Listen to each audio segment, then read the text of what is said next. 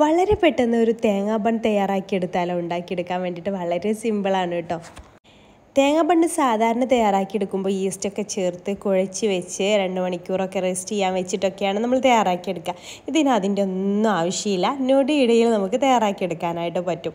നല്ല ടേസ്റ്റുമാണ് കേട്ടോ. അത് കഴിക്കാൻ കാണാൻ അത്ര മുഞ്ചില്ല എന്നുള്ളൂ, കഴിക്കാൻ നല്ല ടേസ്റ്റിയാണ്. അപ്പോൾ ഇതെങ്ങനെയാണ് തയ്യാറാക്കിയെടുക്കുന്നത് നമുക്ക് നോക്കാം.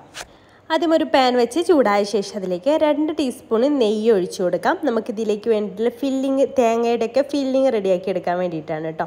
അപ്പോൾ നെയ്യ് ഒന്ന് മെൽട്ടായിട്ട് വരുന്ന സമയത്ത് നമുക്ക് ഇഷ്ടമുള്ള നട്സൊക്കെ ഒന്ന് ചേർത്ത് കൊടുക്കാം. ഞാൻ ഇവിടെ ബദാമും അണ്ടിപ്പരിപ്പും എടുത്തിട്ടുണ്ട്. ബദാം നിർബന്ധമൊന്നുമില്ല, അണ്ടിപ്പരിപ്പ് മാത്രം എടുത്താലും മതി. അതൊന്ന് റോസ്റ്റായി വരുന്ന സമയത്ത് അതിലേക്ക് കുറച്ച് ഉണക്കമുന്തിരിയും ഇട്ട് കൊടുക്കുന്നുണ്ട്. പിന്നെ നിങ്ങൾക്ക് വേണമെന്നുണ്ടെങ്കിൽ ടൂട്ടി ഫ്രൂട്ടി ഒക്കെ ഇട്ട് കൊടുക്കാം. നമ്മൾ തേങ്ങ ബണ്ണ് കടയിൽ നിന്നൊക്കെ വാങ്ങിക്കുമ്പോൾ അതിൽ ടൂട്ടി ഫ്രൂട്ടി ഒക്കെ ഉണ്ടാവുമല്ലോ, അതൊക്കെ ചേർത്ത് കൊടുക്കാം കേട്ടോ. ഞാനിപ്പോൾ അത് ചേർക്കുന്നില്ല. പിന്നെ ഒരു 1/4 കപ്പ് തേങ്ങ ചിരവിയത് കൂടെ ചേർത്തിട്ട് നന്നായിട്ടൊന്ന് റോസ്റ്റ് ചെയ്തെടുക്കുന്നുണ്ട്. പിന്നെ ഇതിലേക്ക് നമുക്ക് മധുരത്തിന് ആവശ്യമായിട്ടുള്ള പഞ്ചസാര ചേർത്ത് കൊടുക്കാം. അപ്പോൾ ഒരു 2 അല്ലെങ്കിൽ 3 ടേബിൾ സ്പൂൺ മതി കേട്ടോ. അതിലേറെ കൂടുതലൊന്നും ചേർക്കേണ്ട ആവശ്യമില്ല. നമ്മൾക്ക് ഇതിലേക്ക് വേറൊരു എഗ് ബാറ്റർ തയ്യാറാക്കി എടുക്കാണ്ട്, അപ്പോൾ അതിലേക്ക് നമ്മൾ പഞ്ചസാര എന്തായാലും ചേർക്കും. അപ്പോൾ ഞാൻ 2 ടേബിൾ സ്പൂണോളം ചേർത്ത് കൊടുത്തിട്ടുണ്ട്. പിന്നെ ഇതിലേക്കൊരു 1/2 ടീസ്പൂൺ ഏലക്കയുടെ പൊടി കേട്ടോ, ഏലക്ക പൊടിച്ചത് ചേർത്ത് കൊടുക്കാം. അപ്പോൾ അത് കൂടെ ചേർക്കുമ്പോൾ നല്ലൊരു ഫ്ലേവർ ആയിരിക്കും. എന്നിട്ട് നന്നായിട്ടൊന്ന് മിക്സ് ചെയ്തെടുത്താൽ നമ്മുടെ ഇതിലേക്ക് ചേർക്കേണ്ട ഫില്ലിങ് റെഡി ആയിട്ടുണ്ട്. തേങ്ങാ മിക്സ് റെഡി ആയിട്ടുണ്ട്. ഇനി അതവിടെ മാറ്റി വെക്കാം. ഇനി ഒരു മിക്സിയുടെ ജാറിലേക്ക് ഞാനിവിടെ ഒരു 3 മുട്ട ചേർത്ത് കൊടുക്കുന്നുണ്ട്. ചെറിയ മുട്ടയാണെന്നുണ്ടെങ്കിൽ 4 എണ്ണം എടുക്കാം കേട്ടോ. ഇത് വലിയ മുട്ട ആയതുകൊണ്ട് തന്നെ 3 എണ്ണമാണ് എടുത്തിട്ടുള്ളത്. അതിലേക്ക് 1/2 കപ്പ് പാൽ കൂടെ ഒഴിച്ചു കൊടുക്കാം. പിന്നെ മധുരത്തിന് വേണ്ടിയിട്ട് പഞ്ചസാര ചേർത്ത് കൊടുക്കാം. 3-4 ടേബിൾ സ്പൂൺ പഞ്ചസാര നമുക്ക് ചേർത്ത് കൊടുക്കാം. മധുരം കുറച്ച് മതി എന്നുണ്ടെങ്കിൽ 4 ടേബിൾ സ്പൂണൊന്നും ചേർത്ത് കൊടുക്കേണ്ട, 3 ടേബിൾ സ്പൂണൊക്കെ മതിയാവും. ഞാനിവിടെ 4 എണ്ണമാണ് കേട്ടോ എടുത്തിട്ടുള്ളത്. എന്നിട്ട് നന്നായിട്ട് തന്നെ അടിച്ചെടുത്തിട്ട് ഒരു ബൗളിലേക്ക് മാറ്റി കൊടുക്കാം.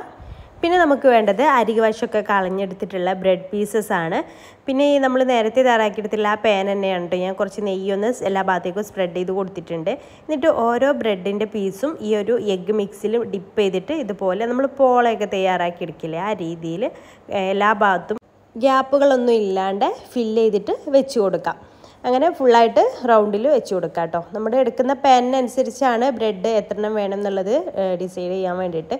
അപ്പോൾ ഞാനിവിടെ ഏകദേശം ഒരു പാക്കറ്റ് മുഴുവനില്ലെങ്കിലും 3/4 ഭാഗത്തോളം എടുത്തിട്ടുണ്ട് കേട്ടോ.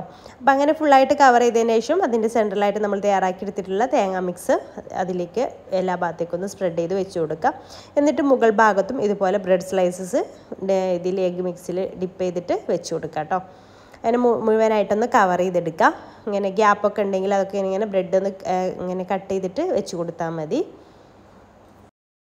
അപ്പോൾ മുഴുവനായിട്ട് വെച്ചിട്ടുണ്ട്. ഞാനൊരു സ്പാച്ചിൽ വെച്ചിട്ട് സൈഡൊക്കെ ഒന്ന് ഇതുപോലെ ഒന്ന് ഇങ്ങനെ ആക്കി കൊടുക്കുന്നുണ്ട് കേട്ടോ. ഫുള്ളായിട്ട് എല്ലാ ഭാഗത്തും ഒരുപോലെ കവറായിട്ട് കിട്ടാൻ വേണ്ടിയിട്ട് ഒന്ന് ജസ്റ്റ് സ്പ്രെഡ് ചെയ്ത് കൊടുക്കുന്നുണ്ട്.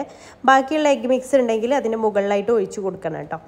എന്നിട്ട് ഞാൻ ചെറിയ തീയിലിട്ടിട്ട് അടച്ച് വെച്ചിട്ട് ഒരു 5-6 മിനിറ്റ് കൊണ്ട് തന്നെ ഇത് മുകൾ ഭാഗമൊക്കെ ഒന്ന് ഡ്രൈ ആയിട്ട് വരുന്ന സമയത്ത് നമുക്ക് എടുത്തിട്ട് കമിഴ്ത്തി കൊടുക്കാം. അപ്പോൾ എൻ്റേത് കുറച്ച് ടൈം കൂടി പോയിട്ടുണ്ടായിരുന്നു കേട്ടോ. ചെറുതായിട്ടൊന്ന് അടി കരിഞ്ഞു പോയി. അപ്പോൾ നിങ്ങൾക്ക് അടി കരിയൊന്ന് പേടിയുണ്ടെങ്കിൽ അടിയിൽ വേറൊരു തട്ട് വെച്ചിട്ട് അതിൻ്റെ മുകളിൽ വെച്ച് കൊടുത്താലും മതി. ഞാൻ വേറൊരു പാനിലേക്ക് നെയ്യൊന്ന് തടവിയിട്ട് അതിലേക്ക് കമിഴ്ത്തി കൊടുക്കുകയാണ്.